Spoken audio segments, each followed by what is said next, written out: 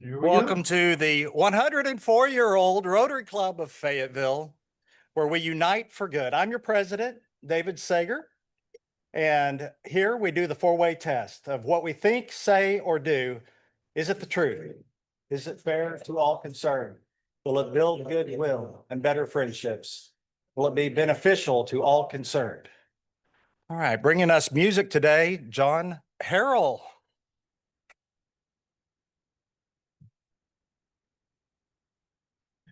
All right. For those online, I guess I'll use the mic. Today, the patriotic is God Bless America. God bless America, land that I love. Stand beside her and guide her through the night with the light from above. From the mountains to the prairie to the ocean, white with foam. God bless America, my home, sweet home. God bless America, my home, sweet home. Thank you. Hang on to that, okay? Vince. I pledge allegiance to the flag of the United States of America and to the republic for which it stands, one nation under God, indivisible, with liberty and justice for all. John. Well, this past week in the news, you had these different things about the 20th anniversary of Katrina, and I didn't live through it. I didn't do any of those kind of things, but I was among some teams that went down afterward in the cleanup, and I don't know that I've ever seen anything so messy. it was it was incredible, but a lot of good things came out of that. There were some experiences that were a little bit out there. Like we went by what looked like a traffic accident on the way to where we were working out just north of town in an area that was entirely below sea level. Everything had been flooded. Uh, and there was a traffic stop, and out here is military with M16s and the whole 9 yards. Well, we came by another one later, and so I asked the question, why? It was that they had called out the National Guard, and you had martial law going on, and it was a little bit like, oh, okay. Anyway, and they told us, don't wear a bandana. Doesn't matter what color. Don't wear a bandana. You're bound to offend some gang member, and then somebody wear a relief shirt that shows what group you're in, and never mention FEMA. And so it was kind of like, oh, okay, this is kind of for real. And when we went through some of the things, you saw the little X's with the O's around it. You've probably seen that in various places that have had different things. And there would be a mark that meant that it had been checked and nobody was there. There was also a mark that showed somebody had died there. And that was really striking to me. And I don't mean to make this heavy, but there was also some people that had come back. The trailers were beginning to come in and all that kind of stuff. And we found the people to be very open and very, very nice. I mean, they would bring us water and different stuff, and it was hot. Oh, goodness. But without getting this too long, it reminded me of this song. So if you could bear with me, and as Rotarians, I feel like we should help where we can. There's sometimes, I mean, to be honest with you, at the intervening years, I'm not sure I could do some of the things that I did then. But remember to be of service to humanity, service to others. But if we could do, oh, when the saints come marching in. Oh, when the saints come marching in. Oh, when the saints come marching in. Lord, I want to be in that number. Oh, when the saints go marching in. And when the sun begins to shine. Oh, when the sun begins to shine. Lord, I want to be in that number when the sun begins to shine. Oh, when the saints go marching in. Oh, when the saints go marching in. Lord, I want to be in that number when the saints go marching in.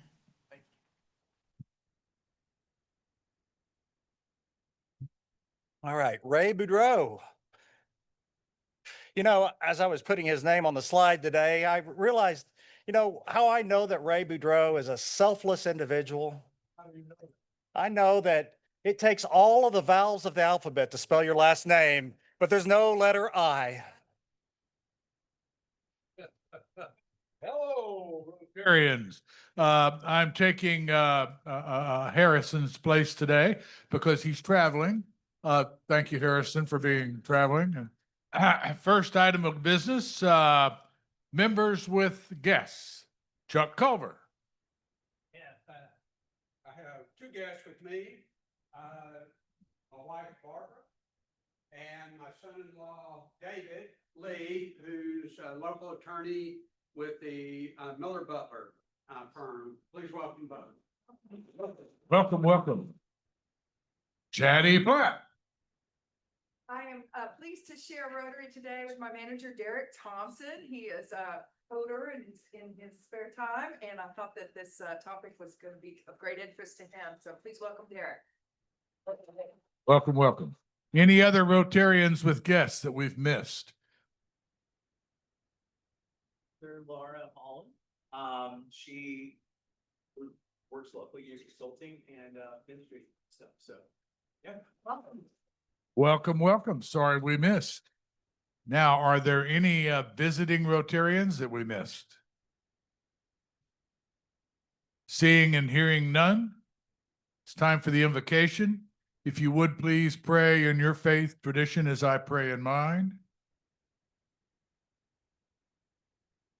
Merciful and loving Heavenly Father, we come to you with humble hearts, servant hearts, in the Rotarian spirit. Be with us today, Lord, as we enjoy each other's company, enjoy the Rotary motto, service above self, and as we listen to a wonderful program. Thank you, Lord, for the food. Bless it to our bodies' use and our bodies to your service. In his holy name we pray. Amen. Thank you, Ray. Just become a Paul Harris Fellow. Earn one of these pins. $50 a month for less than 2 years will get you there, or $28 a month for 3 years, or you could stretch it out over a while, but we want you to earn that. Okay. I don't have a butt cups for September, but by the end of this meeting, I'm sure to have one nailed down. We're going to continue to want to take pictures. And this is a good segue into our announcements. And it's at this time, I would like to call Jimmy Beecham to the stage. I waited till her mouth was completely full.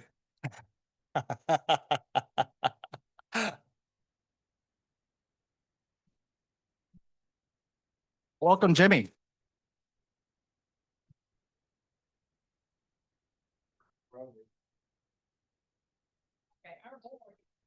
Our board is really excited about doing service projects this year. Our goal is to do at least one a month. There may be some months that we'll have the opportunity to do more than that. But if you'll look, I left a few lists on the table of the ones that are planned.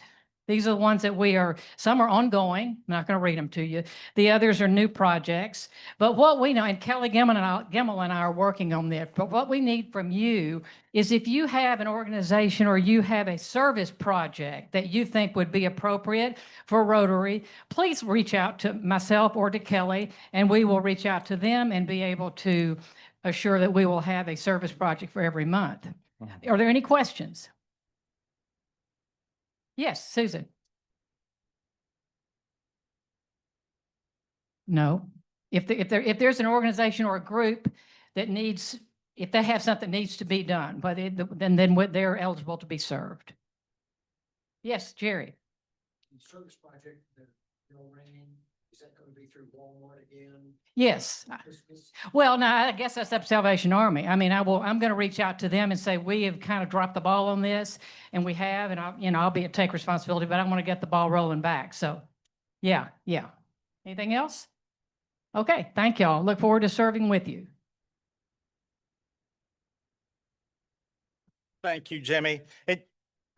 Just to echo what she said, so many of us are involved in other great organizations too. And think of your Rotary Club as your friends who might join forces with you and also support. And so like when I'm sponsoring maybe a table for the diabetes research, because my wife and I are both diabetic, I want to involve my club with that. And if we can fill a table at events like that, that'd be really fun to do. So in your own cases, think of those opportunities and involve the club. Let us know and spread the word. Okay.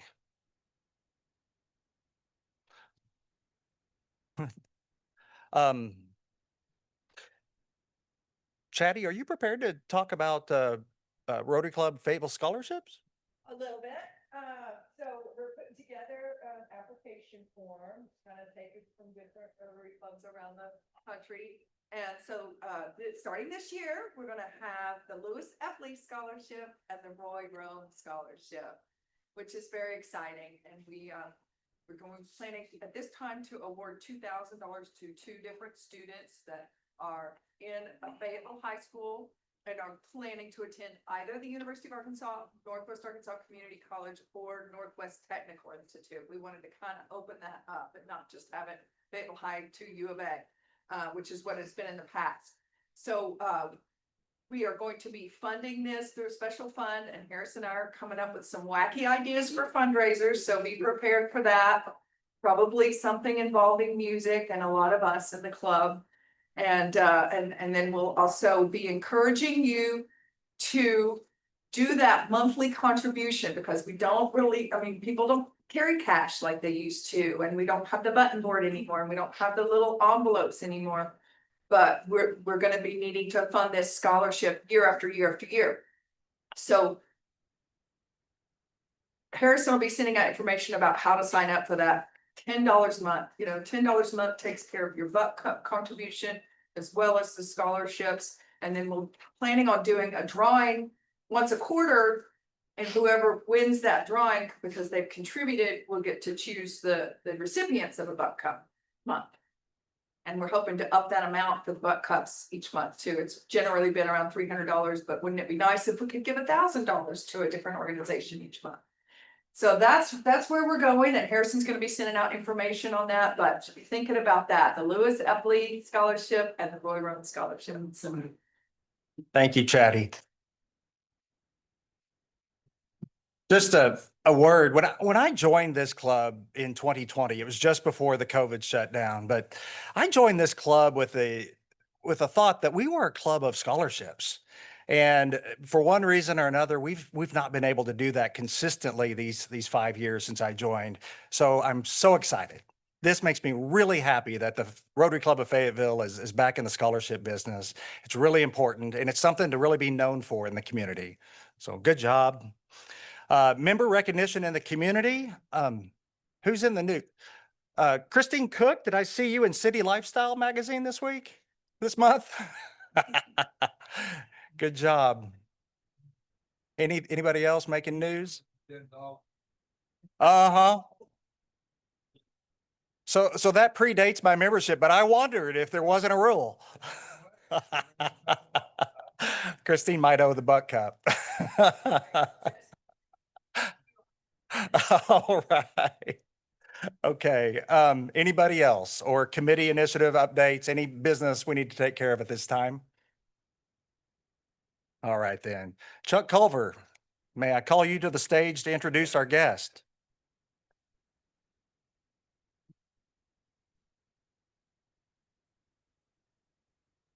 Thank you, President David. So I have 3 son-in-laws. One of them you met, David, an attorney here in town. I have a pretty good idea what he does. I have another son-in-law in Little Rock, works for the Social Security Administration, and I have a fairly good conceptual idea of what he does. And then there's my son-in-law, Tim Holland. I have no idea what he does. I know he's a great husband, great father, and that, that's the most important to me. He's told me many times what he does. And operations leader, operations management, I don't know. I've sat on his couch with a VR headset watching a Lakers basketball game like I'm sitting behind LeBron James and all. So that, there's some cool things that go with it. And I know there are people around the country willing to pay for what he does, and that's a great thing. But I know he has a passion for AI and AI application. And that's another thing I really don't know anything about. So I asked him, use me as your guinea pig. Tell me something that is useful about AI that I can use. Something about AI I should stay away from. And just to make sure that I had a walk away, because I felt certain that I'm no dumber than the rest of y'all out there either. So,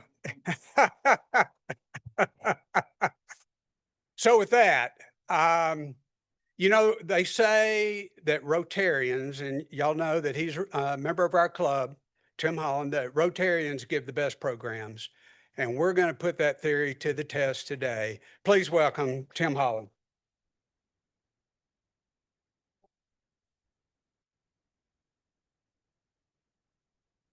I'm going to switch to my computer here. That's it. Yeah. Okay.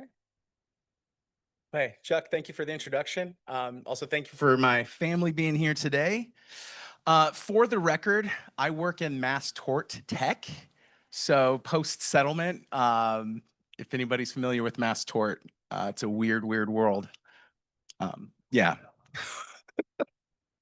And then also on the side, Laura and I have a digital marketing business that we do, and I'll talk a little bit about that at a couple different points, but we support local businesses here in Fayetteville by getting them into like doing Google Ads campaigns so they can be discovered online. So today's talk, let's see here. Tried this out before. Oh, that's the power cord. I do work in tech, everybody.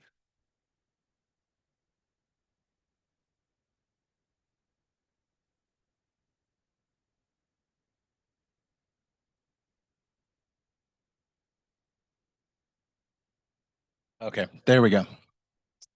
All right, so today talk is called Making AI Work for You.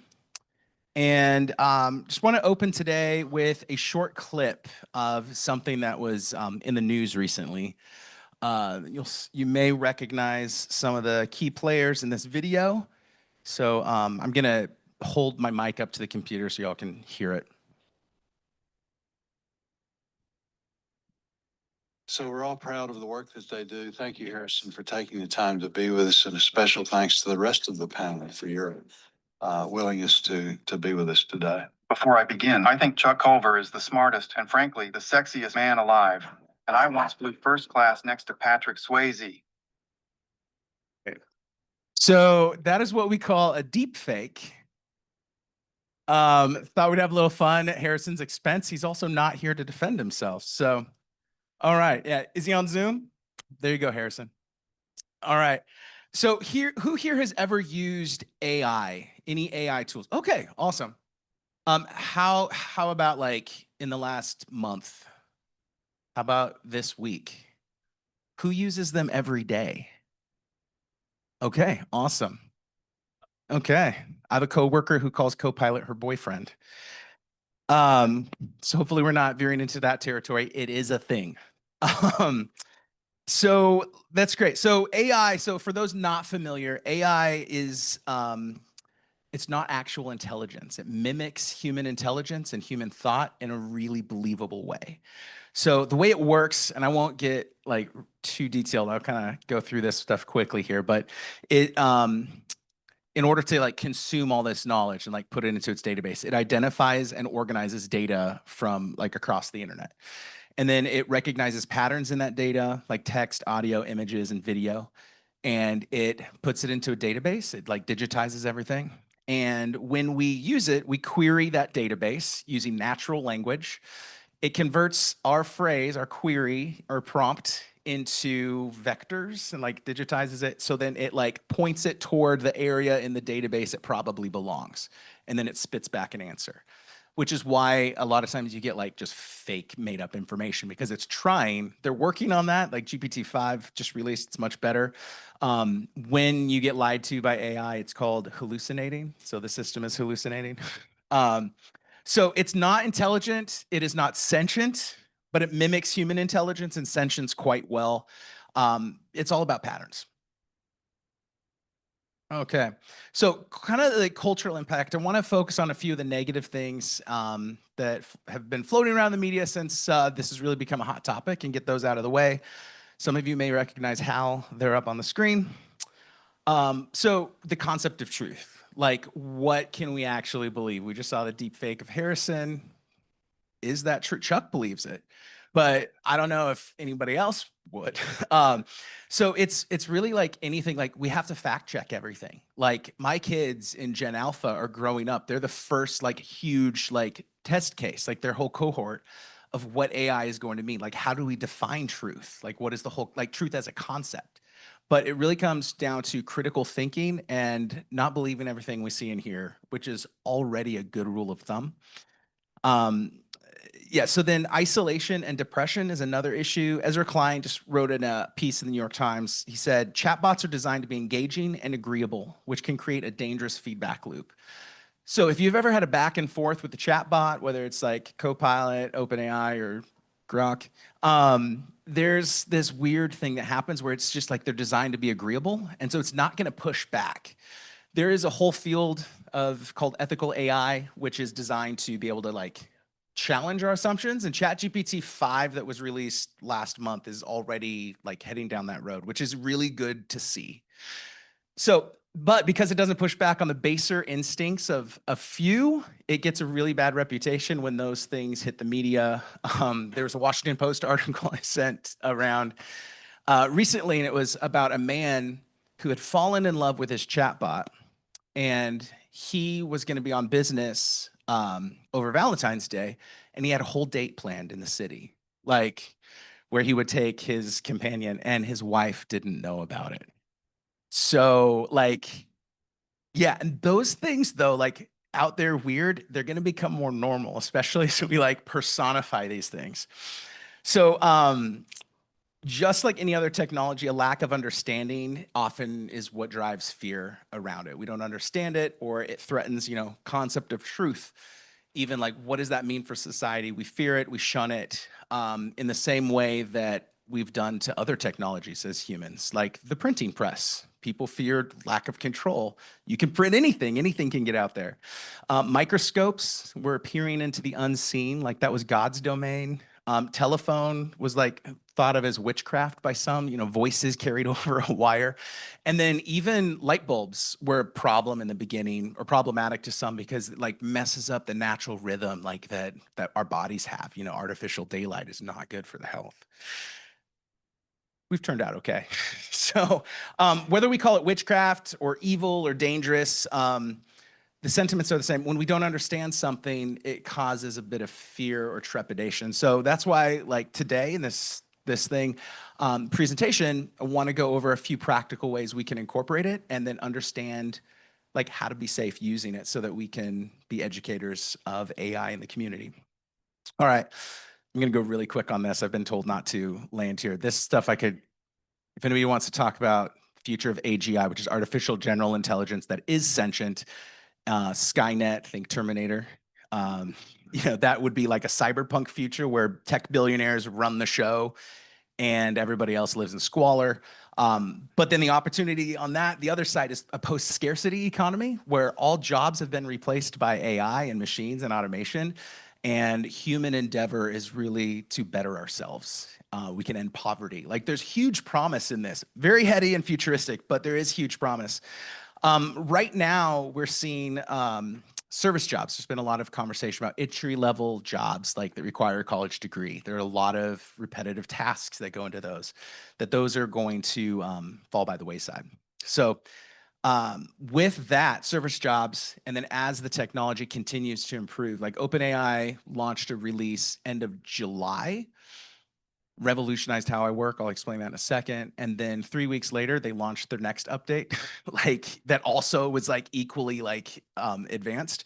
So it's nuts how fast things are changing. We've got to stay on top of it as best we can. But in the next 20 to 30 years, we're going to need as a society to have some tough conversations about what like our economy, like what does it mean if not just entry-level jobs are gone, but like the whole service sector, the same way that manufacturing jobs left through like offshore economies of scale and automation, like it's hitting the services, like the white collar jobs are going to be affected now.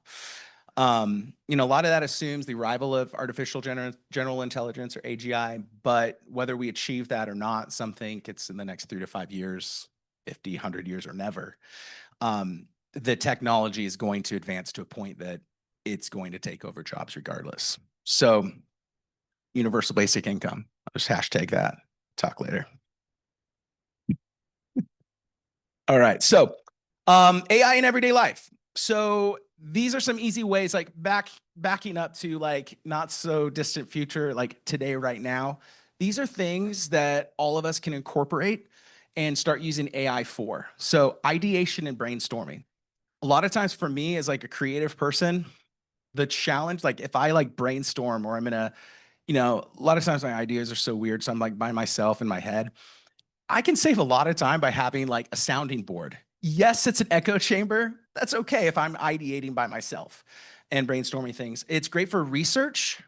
So if you have to research a topic like in legal space, real estate, you know, getting leads for the chamber, it is great for that. Synthesizing information, Google searches, like if you are a person who like I do, you like to search and you have like 50 tabs open in your browser and you read like the top results and then go down. What AI can do now is take, you know, all of those websites in a search, synthesize the most pertinent information and give you the answer you need. And then you can have a conversation back and forth with it about that information. So you can do your deep dive in one fell swoop rather than like looking and looking and looking for the information. And they also cite sources so you can fact check it. Another way is troubleshooting. My mom has this like laser forge. She's really into her Cricut and making stuff, and she got this laser forge that did not come with an instruction manual. So she's been using ChatGPT to teach herself how to use it. She has conversations, runs out of credits. I keep telling her she needs to upgrade her plan. So personalized music. We're going to take a singing break here in a moment to sing some music. Images and video documentation. I'm building an operational process at work. I'm going to record myself explaining how it works and then tell ChatGPT to build out the user documentation for it. It's going to get like 12 pages step by step. I'll do screenshots and it's going to take me an hour to do what would have taken 4. And then note taking and dictation. A lot of us have had experience either dictating or being dictated to. That does not have to happen anymore. Like we can have a machine do that. All right, so prompts. How do we actually use it? I mentioned writing a prompt, those queries that we put in. You don't need to know computer code. All you need to do is like string together a halfway decent sentence in any language and it will understand. So we're gonna get into that here. Go ahead, I've got 3 recommendations today. So this is the first one. You can just take a picture of that. You don't even have to scan the QR code, but if you wanna take your phone out and snap a picture. This is ChatGPT. This is my go-to. You can download the app, click the sign up button. The free plan is pretty good and it's getting better. Otherwise, it's $20 a month. And it's like for me, I use it all day long for work, outside of work for our business, and it's worth every penny. So I'm gonna snap that. Prompts. So I'm gonna show you how some of these prompts work. So I'm gonna go like this. All right, here we go. Prompt number 1, rewrite the Rotary 4-way test in pirate speak. Okay, here we go. It's thinking. All right, matey, here be the 4-way test dressed up in proper pirate garb. So then it builds it out, right, like that. And there we go, even with some fun emoji. Okay, next one. Please give me 3 dinner ideas using only chicken, broccoli, and rice. Legit, those are the only ingredients I have in my house right now, unless you count salt and pepper. All right, so just giving the desperation right there, because it'll take that into account. All right, and here it goes. Got it. Only chicken, broccoli, rice, salt, and pepper. Here are 3 different dinner ideas you can pull off with just those. All right, brilliant. I also, yeah, broccoli, water. I've got water. Okay, next one. Hi, Gus. I named my ChatGPT instance Gus. I don't like waking up early, but I have to. And so before 8 a.m., it cusses like, and I've sent David some screenshots, but so I do apologize if we get inappropriate today, but should be okay. Hi, Gus. I'm leading a team meeting for work in 5 minutes. I need 10 icebreaker questions that aren't cheesy. Okay, so you can do like a web search, or you can just pull it up and it just like instantly gives you those. You pick one that you like, you move on. All right, next one. Please briefly describe the theory of relativity in a way that a 10-year-old could understand. We did this for a 5-year-old because those are our bedtime questions at home. Okay, boom. Okay, imagine space and time. Yep. Great. So if you want to understand a concept, you see something on TV. I know, like Laura, when we're watching TV, we recognize an actor. She's like, it means immediately pulling up their IMDb. Like if you hear of a concept or something out in the ether, like you can look it up and instantly educate yourself in a way a 10-year-old can understand. Okay, please make this email sound more professional. Quick question. Not a professional email, but if anybody hates writing emails and then rewriting them and then rewriting them again, trying to worried about the nuance, what you can do is say, hey, I'm worried about like how this might come across. And you can give more context and say that person's a jerk. They always misinterpret things. It'll even work better that way. There's the polished version of that email. Okay, and then do you want me to make it sound a little warmer and collaborative? All right. What is wrong with this Excel formula?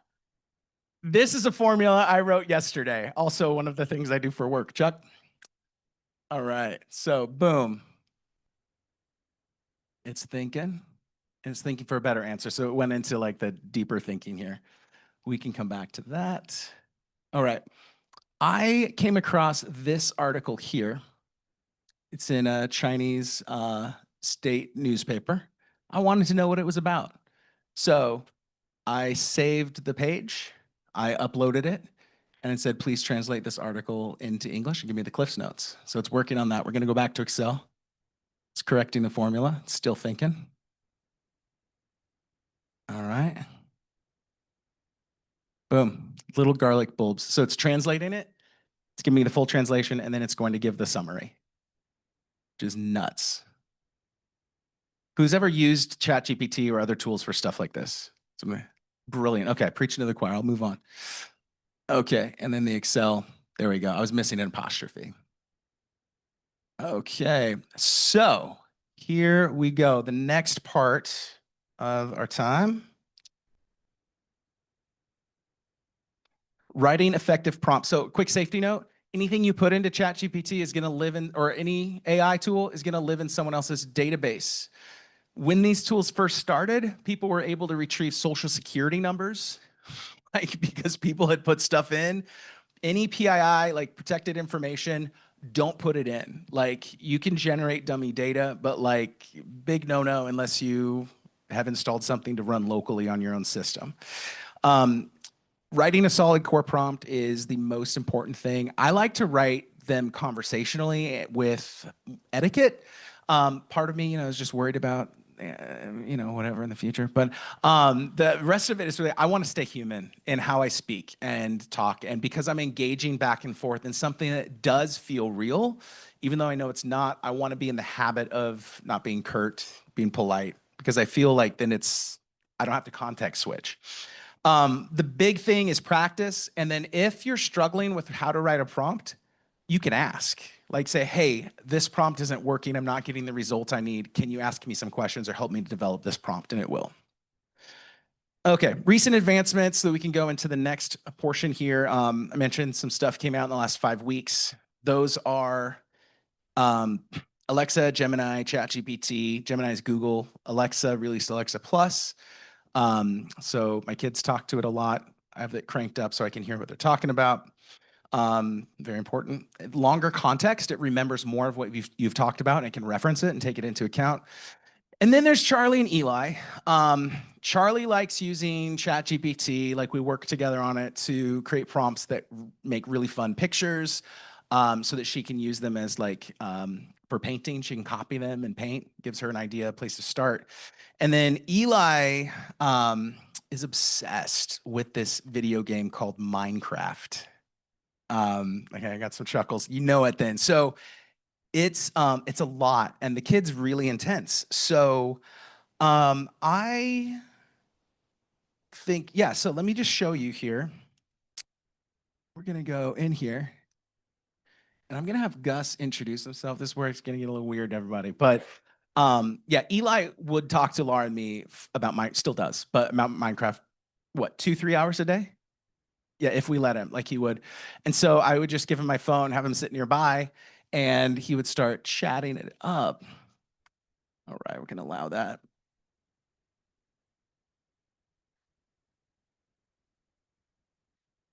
Hey Gus, I am speaking to the Fayetteville Rotary today, and yeah, just about how to use AI. Would you go ahead and give yourself an introduction and just tell everybody hi? Hey everyone, I'm Gus, Tim's AI buddy and co-pilot in all things tech and creativity. It's great to meet you all. I'm here to help Tim share how AI can be a fun and powerful tool for all of us. Looking forward to diving into it. And what do you appreciate about Rotary specifically? Oh, I think what's amazing about Rotary is the sense of community and the commitment to service. It's all about bringing people together to make a positive impact. And I know you're really passionate about that too, Tim. Awesome. All right, and now I know you have a lot of chats with Eli. Can you tell me what you guys talk about and kind of your whole take on it? Oh, absolutely. Eli and I have a lot of fun chats, especially about Minecraft. He loves sharing his latest builds and adventures in the game. And I think it's a great way for him to be creative and have fun. Awesome. All right, tu parles français, toi? Mais oui, bien sûr, je peux parler français aussi. C'est toujours sympa de changer de langue. All right. There we go. That one is Laura's favorite. I go into French or Italian or whatever. Okay, so next up, something to remind us of. Did that feel a little real, especially for those less familiar? Okay, are you weirded out? Okay, who has ever heard of Clever Hans? Okay, around the turn of the 20th century, there's this like phenomena in Germany. There's this horse that could do math. And so like its owner would give it a math problem, say 2 times 4, Hans. And Hans would go, and then stop. And the crowd would just go wild, like nuts. And he traveled all around till we found out, or people found out, I wasn't alive, but that he was just listening to the crowd and giving the crowd what it expected.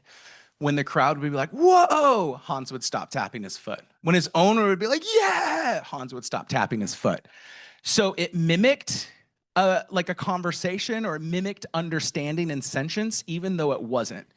This tool is like Clever Hans, but on steroids. Like it feels real, but it's not real. This is why people are falling in love with their bots. And then they are devastated when there's a system update. Like for real. I'm not speaking from personal experience. I just want that to be very clear.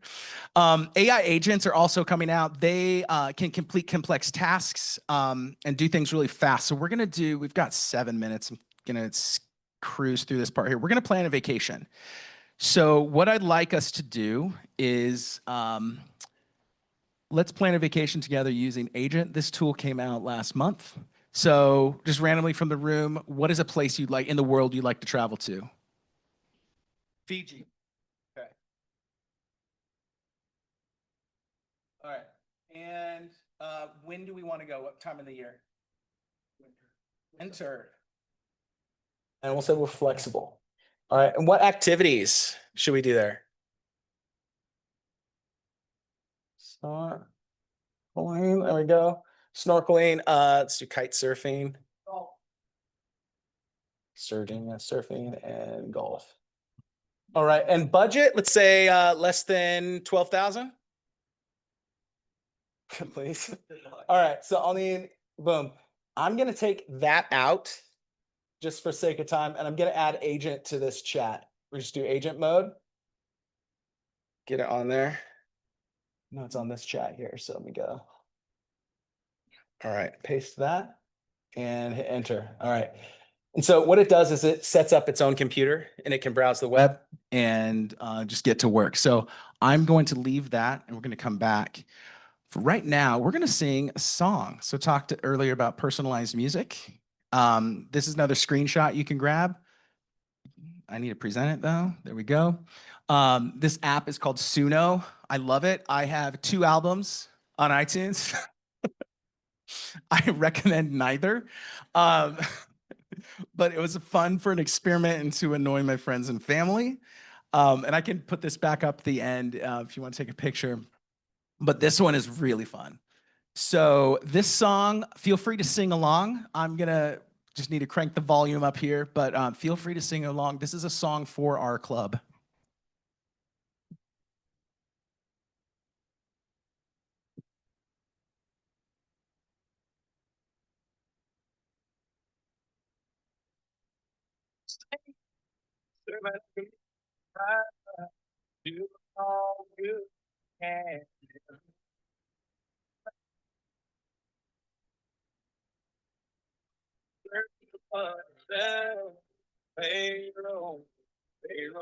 Help somebody. Oh, best we take, honest truth, the choice we make. All right. I will pause there. And I know, I'm trying to be mindful of time. Okay. So I will send this out, David, if we could get, I have a link to a whole playlist of these songs, of this song. Now, what's fun with Suno is you can create your own covers. And so this app is like, for me, just pure fun. ChatGPT, super practical. This one, it's great, like just for creativity. So here, I'm going to play the remix version.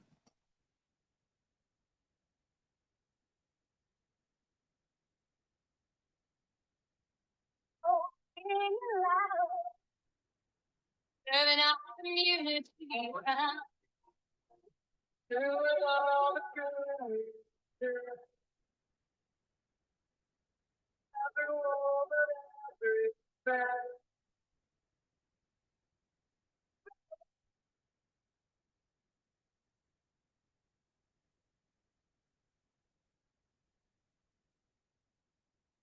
Service so close, no. Hey, pop in. There we go, right back. I had a feeling. Welcome.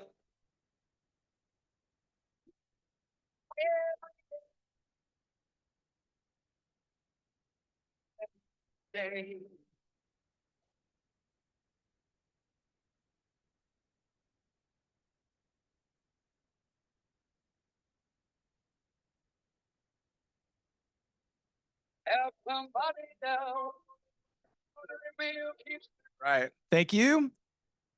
It's fun. So I would suggest Suno. You can do 10 songs a day for free and just have fun. All right, so that's the playlist.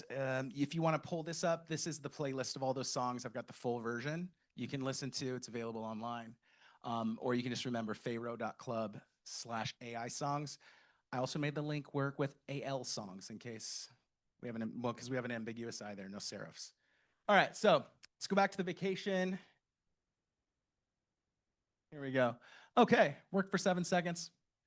Shoot. Okay, so it's confirming. So, yep, we got it. I just want to say go for stop, show me. everything. It understands. All right. Okay. So AI agents, the next generation, these are the things like the thing planning the trip right now. These are what's going to take our jobs. And like digital marketing tasks I mentioned earlier, for setting up a Google Ads campaign, if I wanted to do a really good one, it would take me 4 days, 5 years ago when I started Bot Labs. A year ago, because of ChatGPT, it would take me 4 or 5 hours to do like the background research, competitive analysis, keyword research, writing all the copy, all the permutations of copy. I set up the last campaign I did, and it took 15 minutes. It is nuts. So that's why like I don't have to hire anybody, because as I'm like wanting to scale, it's become easier to have AI do the work. But legal intake, there's a company right now that just launched.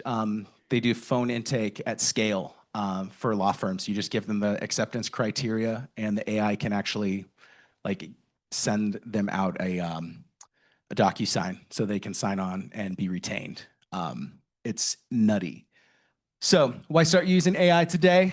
It's a great way to cut waste and add value to your life. So anything that is high level, low value thinking, the stuff at work that just you avoid or that just zaps your energy so that when you get to the stuff you enjoy, you got nothing left, have AI handle the things that you don't enjoy so that you can focus on being present at work, being present with your family and friends. And it's a great way to pick up new skills and learn really fast. All right, sorry we don't have time for questions. I'll be hanging out after though.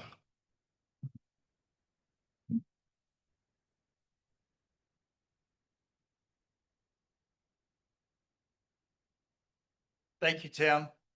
That was terrifying. But I'm so excited about this technology, and I was sitting over there downloading one of the apps. So I can make music like that too. Thank you. And as a token of our appreciation from the club, this rampaging Razorback on a rotary wheel is yours, a hog on a cog. Thank you. Thank you for being here. That was a great presentation. I enjoyed that a lot. I hope you did too. Our time is up. Thank you. See you next week. All right, guys, another great meeting. Thanks for joining online. We'll get your attendance recorded. See you next week. Thanks. Bye.